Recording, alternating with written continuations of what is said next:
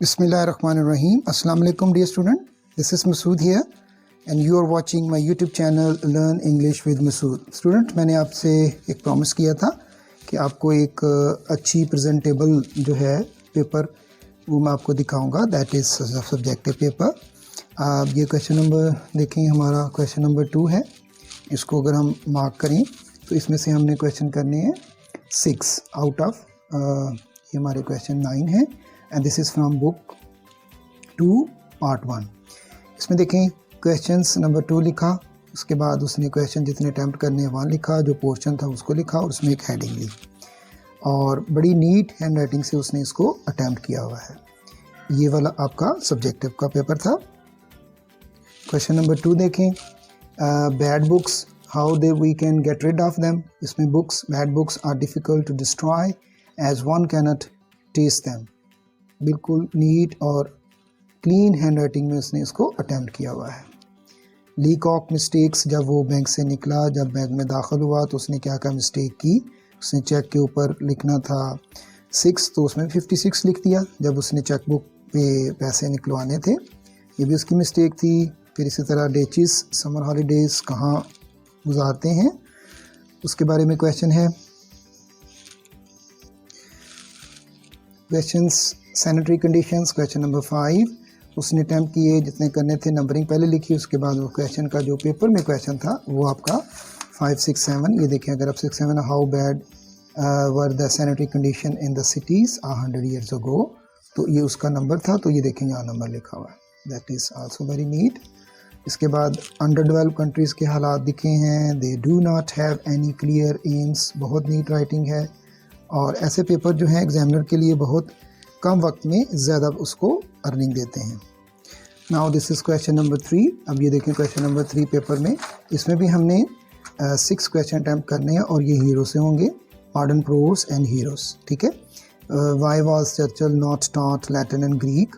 इसमें क्वेश्चन शुरू किए तो उसने जो क्वेश्चन लिया वो सेकंड वाला क्वेश्चन लिया, why did Christopher and his companion have to slaughter a camel. तो जब उन्होंने कैमल को किया, ये क्वेश्चन नंबर उसने फर्स्ट अटैम्प्ट किया, उसको जब उनके पास पानी ख़त्म हो गया तो उन्होंने उसको ज़िबा करके उसके स्टमक से पानी निकाल कर पिया.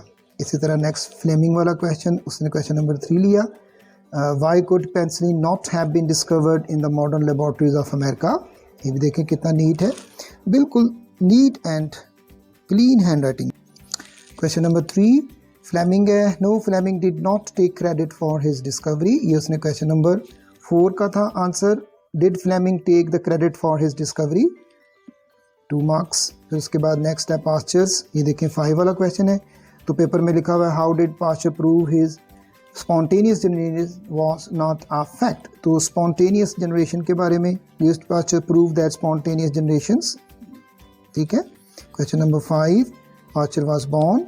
तो एग्जामिनर के लिए बड़ा इजी होता है इससे पेपरों को. For Churchill had fail in Latin and entrance examinations. वो अच्छा पेपर नहीं कर सका था क्योंकि उसको लैटिन और ग्रीक में क्वेश्चन नहीं करने आ रहे थे.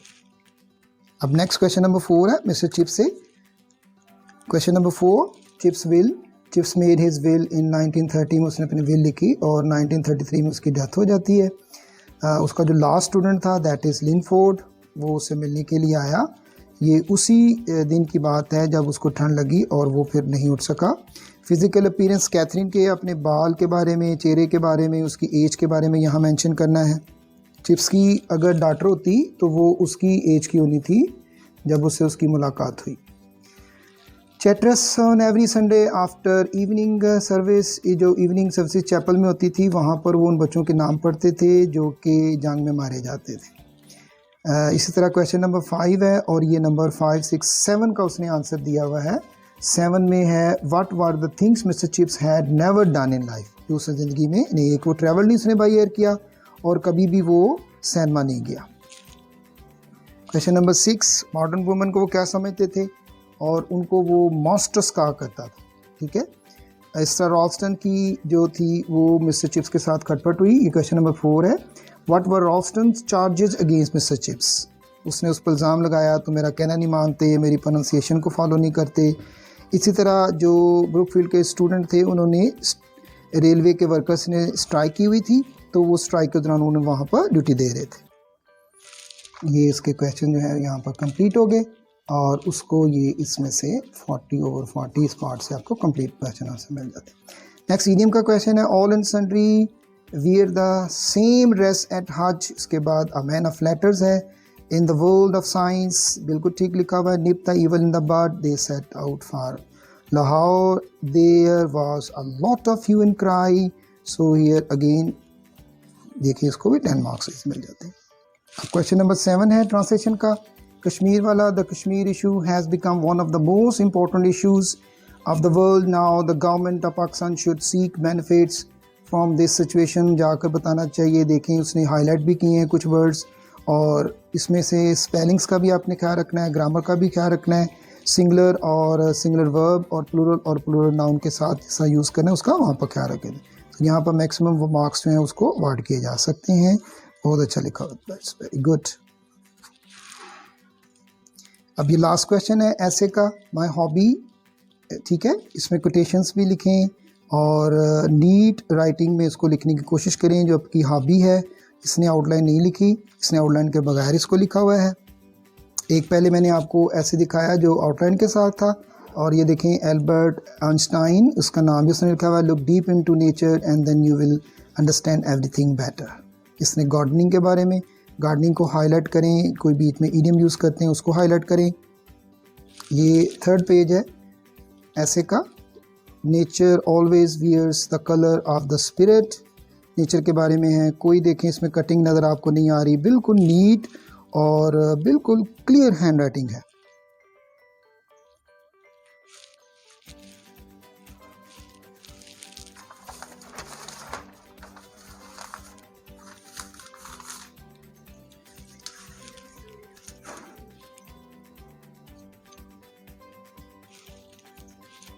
ये इसका 6 पेज है।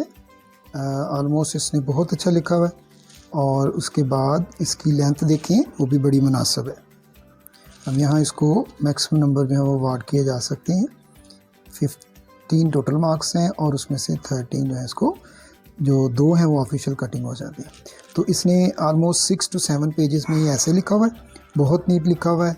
और आप इसकी प्रेजेंटेशन देखें, इसकी आप हैंड राइटिंग देखें, इसके पेपर का करने का स्टाइल देखें। ऐसे पेपर जो होते हैं वो एग्जामिनर के लिए बहुत ज़्यादा फिजिबल होते हैं और वो बड़ी जल्दी से उसे मार्क कर लेते हैं। अब इसका आपको मैं ऑब्जेक्टिव दिखाता हूँ, तो आप गेस करें कि ऑब्जेक्टिव में कितने मार्क्स होंगे। जी ये देखें इसका ऑब्जेक्टिव पेपर 20 मार्क्स इसने ले लिए, ठीक है। अल्फ़ा बीटा चार्ली, फिर उसके बाद अल्फ़ा बीटा चार्ली, फिर अल्फ़ा बीटा चार्ली डेल्टा, फिर देन अल्फ़ा बीटा, और 13 में फिर चार्ली चार्ली है, फिर डेल्टा, फिर बीटा, फिर डेल्टा, और लास्ट 3 क्वेश्चन जो थे उसमें चार्ली चार्ली हैं। इस तरह इसको 20 आउट ऑफ 20 मार्क्स जो हैं वो ऑब्जेक्टिव में मिल गए। अब जब 20 आउट ऑफ 20 मार्क्स ऑब्जेक्टिव में होंगे तो डेफिनेटली ये 90 प्लस में, बल्कि 92 93 प्लस में भी ये मार्क्स जो हैं वो चले जाते हैं। ये देखें इसके जब टोटल किए तो इसको जो है वो 95 इसके मार्क्स बन जाते हैं। 2 नंबर इसके कटे ऐसे में से, 3 ट्रांसलेशन में गए और बाकी जब आप उसको टोटल करते हैं तो उसके कितने मार्क्स जाते हैं, टोटल मार्क्स इसके बन जाते हैं 95। एक्सीलेंट, बहुत अच्छे नंबर है। इस तरह के पेपर करने से आपको एग्जामिनर जो है वो मैक्सिमम मार्क्स हटावा कर सकते हैं। अभी भी अगर आपको कोई इसमें कोई क्वेश्चन, कोई कन्फ्यूजन है तो आप उसको कमेंट बॉक्स में पुट करें। I will upload another video for you. Thank you.